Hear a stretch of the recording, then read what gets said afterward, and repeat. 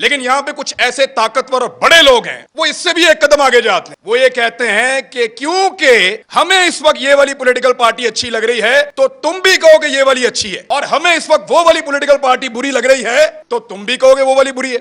آپ الفاظ کو باندھ نہیں سکتے, آپ خیالات کو قید نہیں کر سکتے, ڈوب کے مر جانا چاہیے. لوگ آپ سے شکوہ کریں گے, گلہ کریں گے, خدا نخواستہ نفرت کریں گے. مجھے ایک دن میں 12 تھریٹ کالز آئی ہیں. مجھے پاکستان کی انٹیلیجنس ایجنسی نے بتایا کہ تجھے اور تیرے بچوں کو مار دیں گے. مجھے پوائنٹ لکھ کے دیے ہیں, پھر پکڑا جائے گا.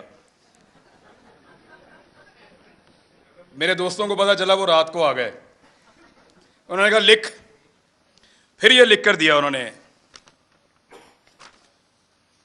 پکڑا جائے گا, دیکھی جائے گی. تو ہم بات کر رہے ہیں اس کے اوپر, فریڈم آف ایکسپریشن, اظہار کی آزادی. اظہار کرو, آزادی کے ساتھ نہیں. زبان تمہاری, الفاظ ہمارے. بولو ضرور مگر ہماری مرضی کی بات. یہی ہے نا بحث. صحافیوں کو 2 حصوں میں ڈیوائیڈ کر لیتے ہیں. کچھ سمجھتے ہیں کہ یہ والی پولیٹیکل پارٹی یا یہ والے بندے اچھے ہیں, یہ آئیں گے تو میرے ملک کو اچھا چلائیں گے. غداری کی بحث کو تھوڑی دیر کے لیے نکال دیتے ہیں. کچھ یہ کہتے ہیں کہ یہ والی پولیٹیکل پارٹی یا یہ والے بندے اچھے ہیں, یہ والے آئیں گے تو میرا ملک اچھا چلے گا. کچھ کہتے ہیں نہیں, وہ والی پولیٹیکل پارٹی اچھی ہے, وہ والی آئے گی تو میرا ملک اچھا چلے گا. یہی بحث ہے نا. لیکن یہاں پہ کچھ ایسے طاقتور اور بڑے لوگ ہیں وہ اس سے بھی ایک قدم آگے جاتے ہیں. وہ یہ کہتے ہیں کہ کیونکہ ہمیں اس وقت یہ والی پولیٹیکل پارٹی اچھی لگ رہی ہے تو تم بھی کہو کہ یہ والی اچھی ہے, اور ہمیں اس وقت وہ والی پولیٹیکل پارٹی بری لگ رہی ہے تو تم بھی کہو گے وہ والی بری ہے. بھئی سب کی اپنی اپنی رائے ہے, رائے دینے دیجئے. رائے کے رستے میں بند مت باندھیے, یہ بند نہیں روک پائے گا, ممکن نہیں ہے. آپ الفاظ کو باندھ نہیں سکتے, آپ خیالات کو قید نہیں کر سکتے, آپ ہماری سوچ کو زنجیروں کے ساتھ نہیں جکڑ سکتے. آپ سے نہیں ہوگا صاحب. آپ نے کر کے دیکھ لیا, کیا بدل لیا آپ نے؟ نہیں ہوگا آپ سے. ابھی میں آپ کو بتاتا ہوں, میں اس سے نہیں بات کر رہا, ابھی میں آپ کو بتاتا ہوں. بدھ والے دن مجھے ٹیلی فون کال آئی, منگل کو 9 محرم الحرام کو, اور مجھے میرے چینل کی انتظامیہ نے بتایا کہ صاحب بات یہ ہے کہ 2 چیزوں پہ بات نہیں کرنی. 10 محرم تھا غالباً, ہاں جی منگل کو. 2 چیزوں پہ بات نہیں کرنی آپ نے اپنے کل والے پروگرام میں. میں نے کہا جی کس پہ بات نہیں کرنی؟ انہوں نے کہا جی ایک ARY پہ آپ بات نہیں کریں گے, اور ایک آپ اپنے ٹاک شو کے اندر شہباز گل کے اوپر بات نہیں کریں گے. تو میں نے ان سے پوچھا کیوں نہیں کروں گا بھائی, پاکستان میں ٹاپ ٹرینڈ چل رہا ہے, پاکستان کا بچہ بچہ اس کے بارے میں جاننا چاہتا ہے, پاکستان کا سب سے مقبول چینل تم نے بند کر دیا ہے, میں اس پہ بات ہی نہ کروں؟ انہوں نے کہا جی انسٹرکشن ہے کہ اس پہ بات نہیں کرنی ورنہ کانسیکوینسز ہوں گے, نتائج بھگتنے پڑیں گے. تو میں نے, کیونکہ دیکھیں کام تو آپ نے کرنا ہے, نوکری کرنی ہے, صحافت آپ نے کرنی ہے, وہیں سے آپ کا رزق آتا ہے, آپ کے بچوں کو آپ کھانا کھلاتے ہیں. تو میں نے ان سے کہا کہ ٹھیک ہے, یہ انسٹرکشن اگر سب کے لیے ہیں تو میں فالو کروں گا. چیک کرو جیو کے لیے ہیں, چیک کرو دنیا کے لیے ہیں, چیک کرو سما کے لیے ہیں, چیک کرو 92 کے لیے, باقی سب کے لیے میں فالو کروں. تو مجھے انہوں نے بتایا نہیں جی یہ صرف آپ کے لیے ہیں, کہ عمران ریاض یہ بات نہیں کرے گا, باقی جو مرضی کرے. تو میں نے اس دن ایک کمپرومائز کر لیا. میں نے کہا جی ٹھیک ہے, میں کل کا پروگرام نہیں کروں گا, پروگرام ہی نہیں کروں گا. یعنی وہاں آ کر بول کر اپنا ضمیر مارنے سے اچھا ہے میں گھر سے جاؤں ہی نہ. میں نے کہا آپ کل اناؤنس کر دیں کہ میں آج کا پروگرام نہیں کر رہا کسی مجبوری کی وجہ سے, آپ کسی اور سے کروا لیں, منڈے تک معاملات بہتر ہو جائیں گے, میں منڈے کو آ جاؤں. منڈے کو میں گیا پروگرام کرنے کے لیے, میری ٹیم آتی ہے, وہ کہتے ہیں سر وہ پروگرام بند کروا دیا انہوں نے. کیسے بند ہو گیا؟ انہوں نے کہا پروگرام اب آپ نہیں کر سکتے, آپ کو پروگرام نہیں کرنے دیں گے. میں نے انتظامیہ سے فون کیا, جو کرتا دھرتا ہے ان سب سے بات کی, انہوں نے کہا جی ہمیں بہت افسوس ہے کہ ہمیں آپ کا پروگرام آف ایئر رکھنا پڑے گا, آپ آن ایئر نہیں جا سکتے. میں نے کہا جی قصور کیا ہے بتاؤ. انہوں نے کہا قصور کوئی نہیں ہے, آپ کے 8 پروگرام ہم نے نکالے جو آپ نے یہاں کیے, 8 کے 8 کا ٹرانسکرپٹ نکالا, ایک ایک جملہ چیک کیا, ایک ایک لفظ کے اوپر بحث کی, اور ہم اس نتیجے پر پہنچے کہ آپ نے کچھ غلط نہیں کیا. کوئی قانون, کوئی آئین, کوئی چیز ہم نے بریک نہیں کی. اس کے باوجود پروگرام بند. تو میں نے کہا پیمرا نے بند کیا ہے. تو انہوں نے کہا پیمرا کو تو پتہ بھی نہیں ہے, ڈوب کے مر جانا چاہیے پیمرا کو, ان کو پتہ بھی نہیں ہے میرا پروگرام بند ہو رہا ہے. یعنی اس کے اوپر بندہ کیا کہے ان کو. وہ کہتے ہیں پیمرا کو نہیں پتا. تو میں نے کہا پھر کھولو پروگرام اگر پیمرا کو نہیں پتا تو. انہوں نے کہا یہ دھمکی دی ہے, ہم نے چینل بھی چلانا ہے, وہاں 4000 لوگ کام کرتے ہیں. میں اپنی ضد کے لیے یا تو اڑ جاتا وہاں پہ, سب کی نوکری, سب کے چولہے بجھ جاتے وہاں پہ. میں پھر گھر آ گیا چپ کر کے. اتنا ہی کر سکتا ہوں میں. لیکن یہ کون لوگ ہیں جو آواز کو بند کرنا چاہتے ہیں؟ میں ایک بات ان کو بتانا چاہتا ہوں. جب میں وہاں سے نکل رہا تھا آفس سے, میرے ساتھ جتنے لوگ کام کرتے ہیں ان کی آنکھوں میں آنسو تھے. یہ تکلیف آپ نے ان کو دی ہے, وہ آپ سے کیسے پیار کریں گے؟ سوچو, لوگوں کے دلوں میں پیار پیدا کر رہے ہو یا نفرت؟ سوچو, لوگ آپ سے شکوہ کریں گے, گلہ کریں گے, خدا نخواستہ نفرت کریں گے. سوچو اس بات کو. وہ جو لوگ جنہوں نے مجھے آگے گاڑی تک چھوڑا ان کی آنکھوں میں آنسو تھے, میں نے خود دیکھے ہیں. کب تک رلائیں گے آپ لوگوں کو؟ کب تک تکلیف دیں گے؟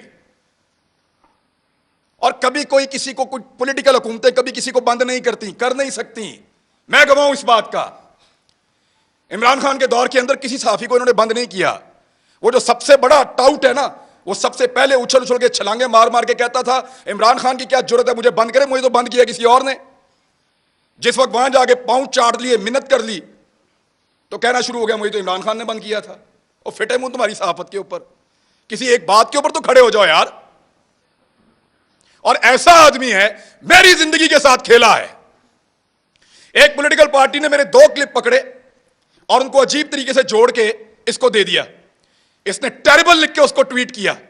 مجھے ایک دن میں 12 تھریٹ کالز آئی ہیں. مجھے پاکستان کی انٹیلیجنس ایجنسی نے بتایا کہ تجھے اور تیرے بچوں کو مار دیں گے. میں پھر بھی اسی ملک کے اندر رہتا تھا. اور جب اس آدمی سے پوچھا گیا, صحافیوں نے پوچھا, یہ سمی بھائی بیٹھے ہیں, کہ تو نے کیوں اس کو مروانے کا بندوبست کیا, تو ہنس کے ٹال دیتا ہے. اور آج وہ صحافت کا چیمپئن بنا بیٹھا ہے. جھوٹ بولتے ہیں سب, فراڈ کرتے ہیں سب. یہ کہتے ہیں کہ ہم نے جب مطیع اللہ جان کو مار پڑی ہم نے بات نہیں کی. یہ کہتے ہیں وہ بچے کو جب گھر کے اندر مارا ہم نے بات نہیں کی. یہ کہتے ہیں جب ابصار عالم کو گولی ماری ہے حامد میر کو ہم نے بات نہیں کی. میں اپنے موبائل فون کے اندر سارے کلپ نکال کر لایا ہوں. چیلنج کرتا ہوں آپ ساروں کو, جتنے لوگ یہاں موجود ہیں دیکھ کر جانا. ایک ایک کو دکھاؤں گا کیسے مذمت کی تھی, لائن کراس کر کے مذمت کی تھی. اتنی مذمت کی تھی کہ مجھے اس کا خمیازہ بعد میں بھگتنا پڑا تھا. میں نے اس کے کانسیکوینسز اس دور میں بھی برداشت کیے تھے. ان کے لیے آواز اٹھائی تھی. آج وہ کہتے ہیں تم اس وقت خوش تھے, آج ہم خوش ہیں, مناؤ خوشیاں. ابھی میں اسلام آباد آ رہا تھا, مجھے کہہ رہے تھے کہ تو نہ آ تجھے ہم پکڑیں گے, تو ادھر آئے گا تجھے ہم پکڑیں گے, میرا ملک ہے.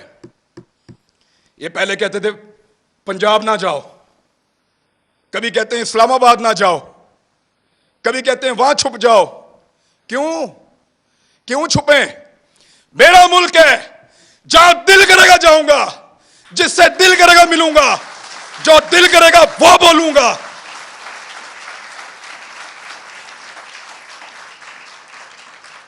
اسلام آباد مت آؤ, پکڑے جاؤ گے. پکڑو نا, جلدی پکڑو, نشان عبرت بناؤ مجھے, ان کو بھی بناؤ ساروں کو. ہم ہیں پاکستان کے سب سے بڑے مجرم, پکڑو ہمیں بند کرو, تمہارا پیٹرول سستا ہو جائے گا. ہمیں بند کرو, بجلی سستی ملے گی. ہماری زبان بند کرو, ہمیں نشان عبرت بناؤ, تمہیں گیس سستی ملے گی, تمہاری مہنگائی ختم ہو جائے گی, تمہارا ڈالر 100 روپے کا ہو جائے گا. پکڑو اسی لیے پکڑنا ہے نا. کہ یہ باتیں ہم بتاتے ہیں، بات کرنے پر پابندی ہے۔ ایک چھوٹی سی چیز میں آپ کو توجہ دلاتا ہوں، یہ کہتے ہیں نا کہ ایجنڈا پر کام کر رہے ہیں، ایک لٹمس ٹیسٹ ہوتا ہے، جو لوگ سائنس پڑھتے ہیں ان کو پتا ہے کہ وہ نیلا یا لال ہو جاتا ہے، فوراً آپ کو پتا چل جاتا ہے کہ یہاں پہ تیزاب ہے یا اساس ہے۔ میں آپ کو ابھی ثابت کر دیتا ہوں 1 منٹ میں۔ صابر شاکر غدار ہے نا، غداری کا پرچہ اس پہ، بغاوت، وہ بھی غدار ہے۔ ارشد شریف، یہ 2-3 غدار سامنے بیٹھے ہوئے ہیں، میں بھی غدار ہوں۔ آپ نے ہمارے ساتھ کیا نہیں کیا، پرچے کیے، سڑکوں پہ مارا، تھانوں میں مارا، ہمیں بند رکھا، ہمیں گھسیٹتے رہے، جگاتے رہے، بیلٹوں سے مارتے رہے۔ کبھی کوئی ایک ٹیلی فون آیا آپ کو پوری دنیا سے؟ اس شہر میں کتنی ایمبیسیز ہیں، کسی ایک نے آپ کو کہا ہو کہ کیوں مار رہے ہو؟ کسی ایک نے مذمت کی ہو؟ کبھی کوئی بین الاقوامی ادارہ بولا ہمارے لیے؟ نہیں بولا، نہیں بولے گا، کیونکہ ہم ان کا ایسٹ نہیں ہیں، ہم تمہارا ایسٹ ہیں۔ نہ تمہارے لیے کوئی بولے گا، نہ ہمارے لیے کوئی بولے گا، نہ وہ لوگ تمہارے لیے کبھی بولے، نہ وہ لوگ ہمارے لیے کبھی بولیں گے۔ میں پھر بتا رہا ہوں، ہم ان کا ایسٹ نہیں ہیں، ہم اس مٹی کا ایسٹ ہیں۔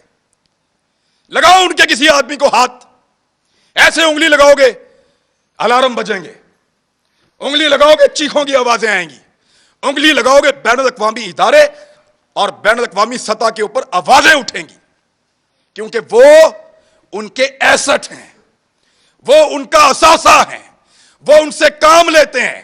آج وہ آپ کی آنکھوں کا تارا بن رہے ہیں نا، آپ کو دن میں تارے نہ انہوں نے دکھائے تو مجھے کہیے گا، یہی لوگ آپ کو دن میں تارے دکھائیں گے، پھر آپ کو ہم یاد آئیں گے، اور یاد رکھنا ایسے ہی ڈٹ کے کھڑے ہوں گے جیسے آج کھڑے ہیں، آپ کے سامنے بھی چٹان کی طرح۔